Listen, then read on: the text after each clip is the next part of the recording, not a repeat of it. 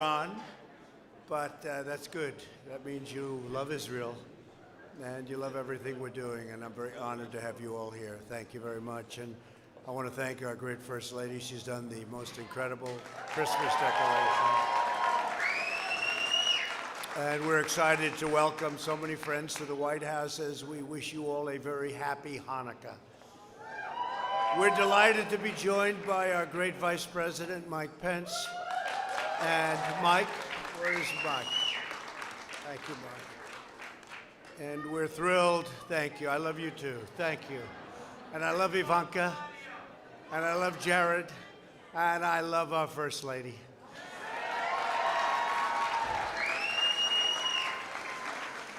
And our three great-grandchildren are with us, as well as Jared's incredible parents, sisters, and family. And where is Charlie? Where's the great Charlie?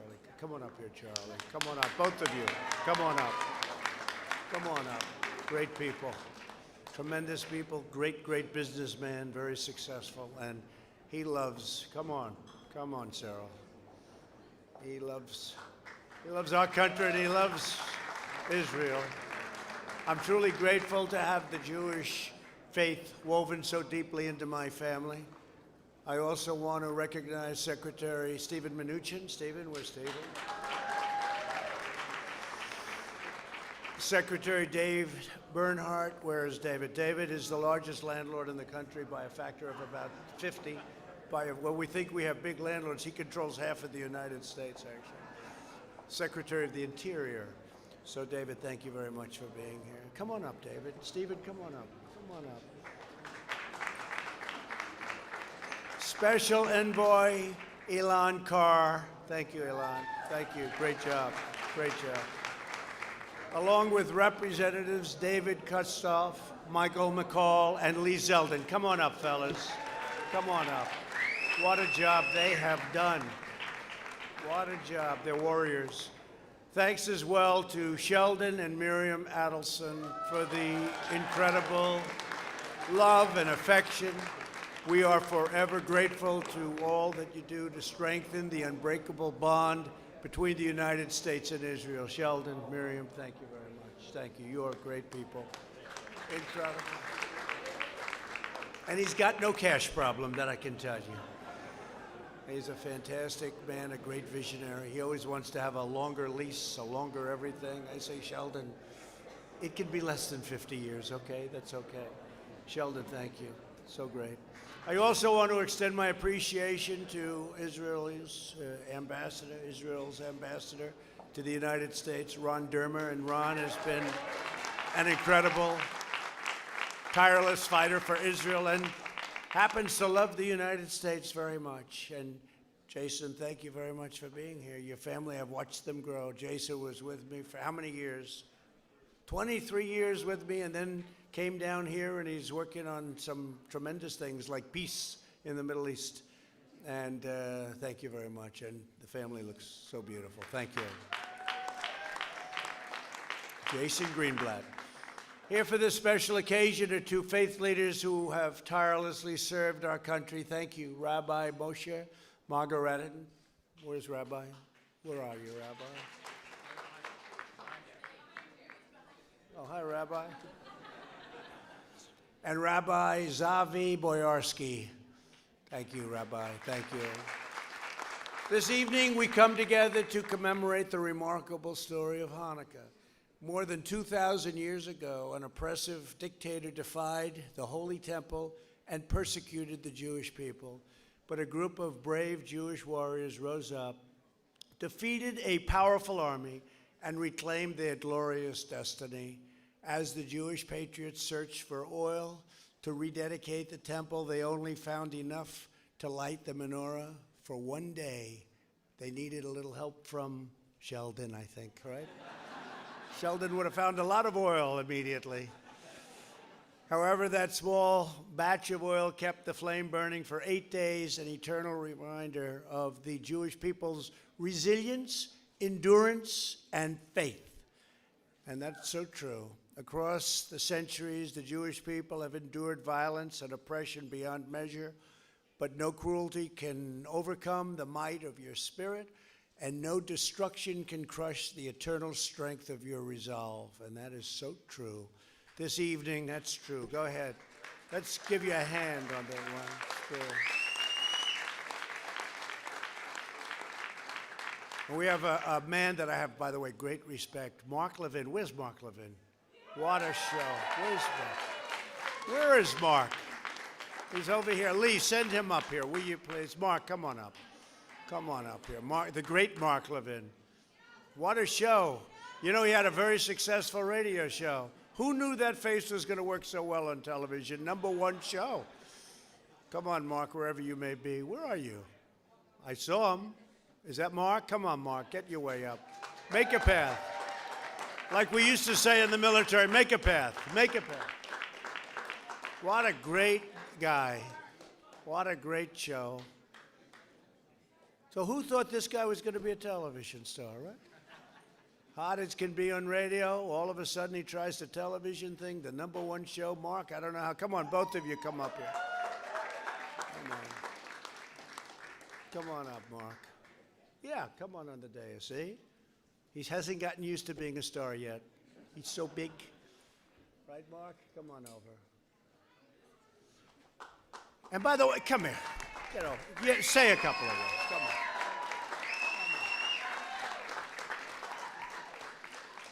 It's an honor to be here with the first Jewish president of the United States.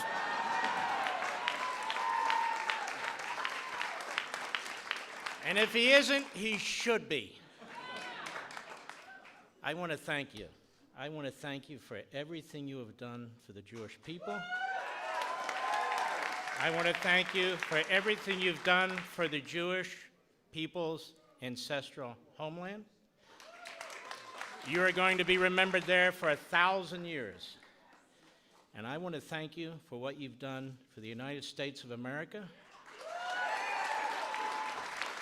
And I want you to know that we will not leave our general on the battlefield without our support. Period. God bless you. Thank you. Fantastic guy. Thank you, Mark. So this evening we are profoundly honored to be joined by Leonard Gordon. Leonard is a Holocaust survivor who endured the depths of evil in the Nazi genocide that murdered 6 million Jewish men, women, and children. In 1944, he was imprisoned in a concentration camp when he heard the Allied victory in Normandy. That was a big, big day. It was then that he knew the Allies would defeat the Nazi regime. He held on to that hope until he was liberated by the American soldiers. Soon, Leonard came to America, got married, and helped build submarines for the United States Navy. And today, Leonard is 94, and he doesn't look a day over 90, I'm telling you. I'm only kidding, Leonard. And Leonard, you lift up our entire nation. My administration stands in unwavering solidarity with the Jewish people, Leonard. Where is Leonard? Where is Leonard? Where are you, Leonard? You're a good-looking man. Wow. You're looking good. Well, we do. We stand in absolute joy of you, Leonard, and what you've done is fantastic. And with the Jewish people, our cherished and really our great friends and our allies, and we want to thank you for being with us. And keep living well. Okay, Leonard? Keep living well. Great job. 2 years ago, I recognized the true capital of Israel, and we proudly opened the American Embassy in Jerusalem, right? And then I called up your great ambassador, David Friedman, and I said, David, give me a little 1 minute or less lesson on the Golan Heights. And he said, what are you thinking about? I said, well, I'm thinking about doing sovereignty by Israel over the Golan Heights. Give me a little bit. We talked about the safety, the security. I think he told me everything he knew. It took a little more than a minute. And I said, let's do it. So we got the Golan Heights, sovereignty over the Golan Heights. And then I asked Charlie Kushner, I said, Charlie, let me ask you, what's bigger for the Jewish people? Giving the embassy to Jerusalem, it becomes the capital of Israel. What's bigger, that or the Golan Heights? He said, neither. I said, what does that mean? He said, the biggest thing of all is what you did by ending the Iran nuclear catastrophe. I think that's true. I think that's true. So we did that. And then earlier today, we took another historic action to defend the Jewish people. And a few hours ago, I signed a groundbreaking executive order to combat anti-Semitic prejudice. And you know, our politicians have been trying to get this through Congress for a long time. They've been talking about it. And finally, they had a watered-down version of it, and it didn't get through. So I authorized a very strong version of it because I deal with myself. And Jared was so helpful, and we got something done that's much more powerful, much stronger, and I can sign it myself. And we're very happy with it. And here it is. Here it is.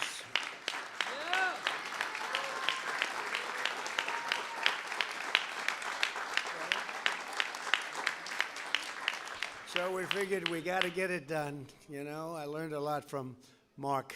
That was good, right, Mark? He said, just do it yourself. It's a lot easier. It's true. But my executive order prohibits federal funding to any college or university that spreads, promotes, tolerates, or supports anything having to do with anti-Semitism.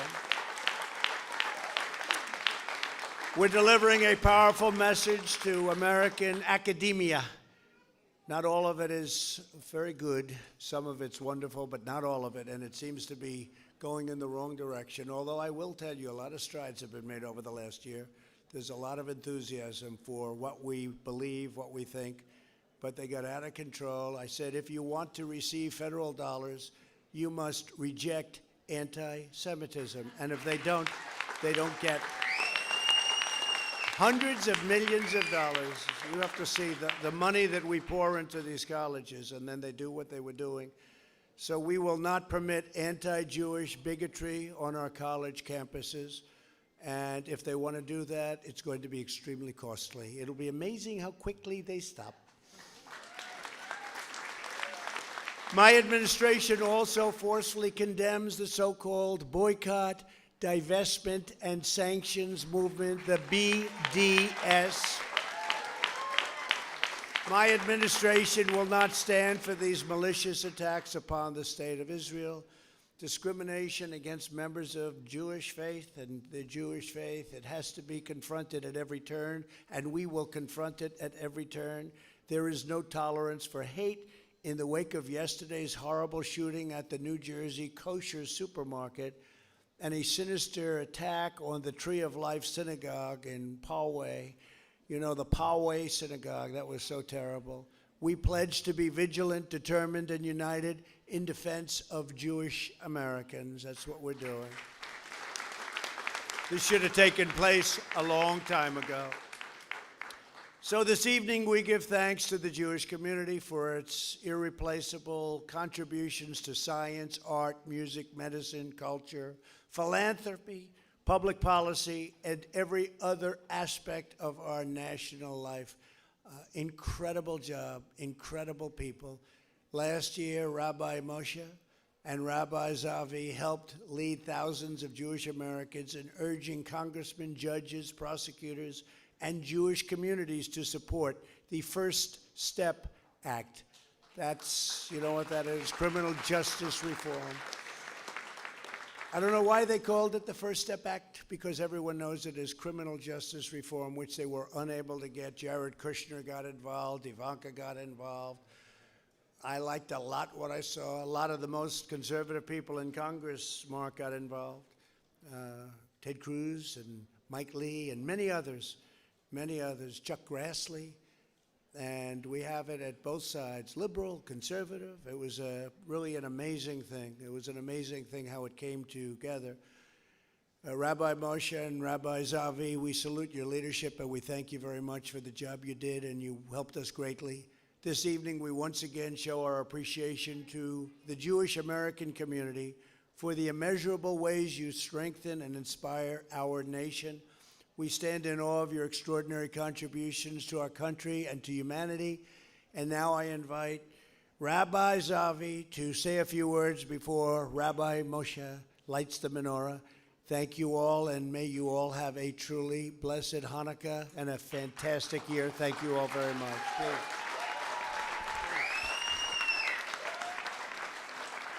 Beautiful remarks, beautiful.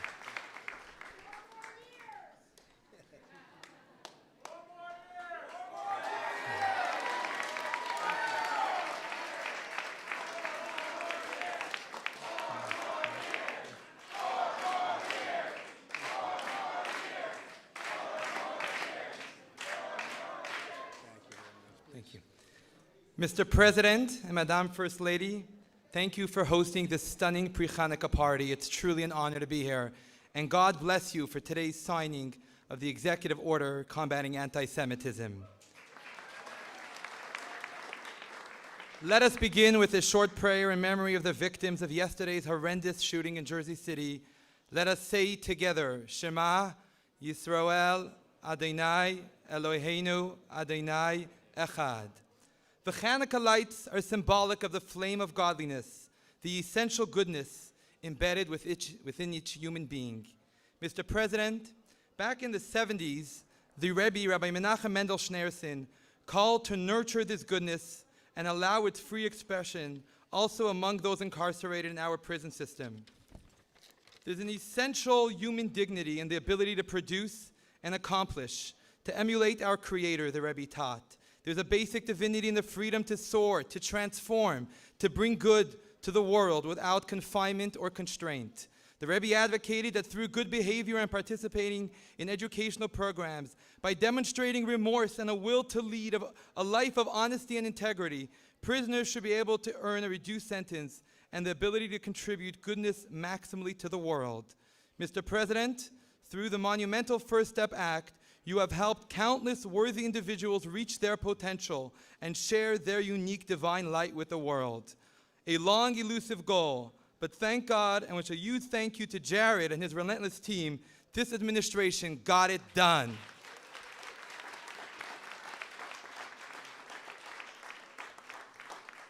Mr. President, in a recent speech you said, "My vow from the beginning has been to stand up for those who have been forgotten, neglected, overlooked, and ignored. My goal is to give a voice to the voiceless. With God's help, you have delivered big time, just as you promised."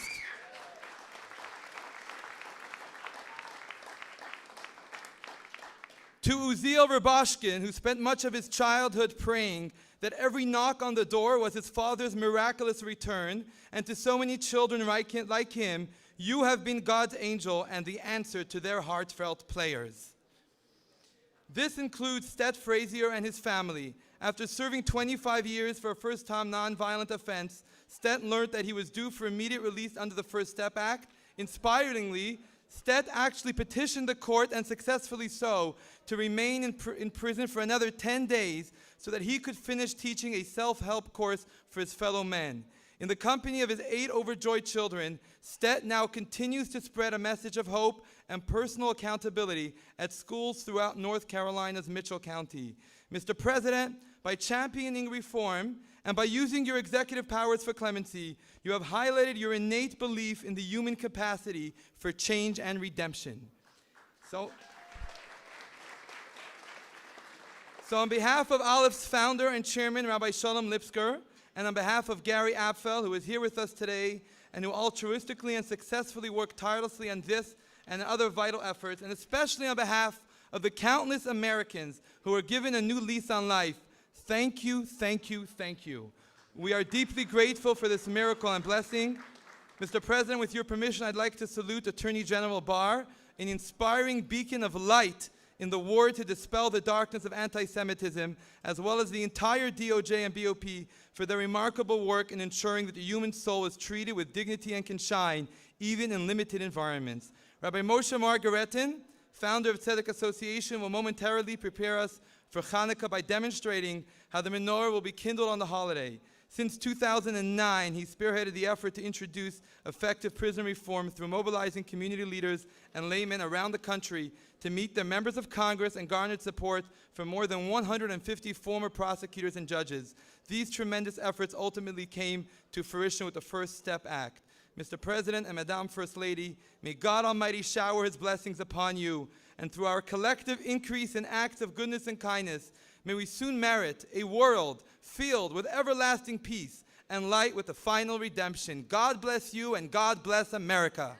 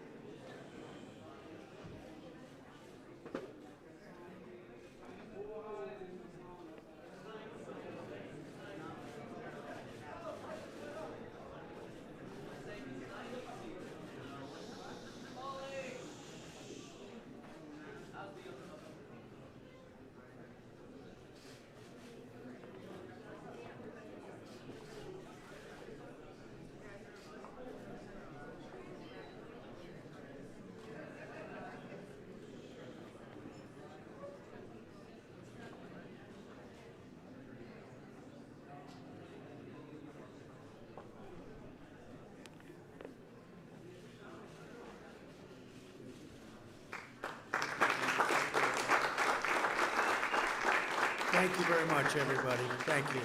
Have a great Hanukkah. Thank you very much.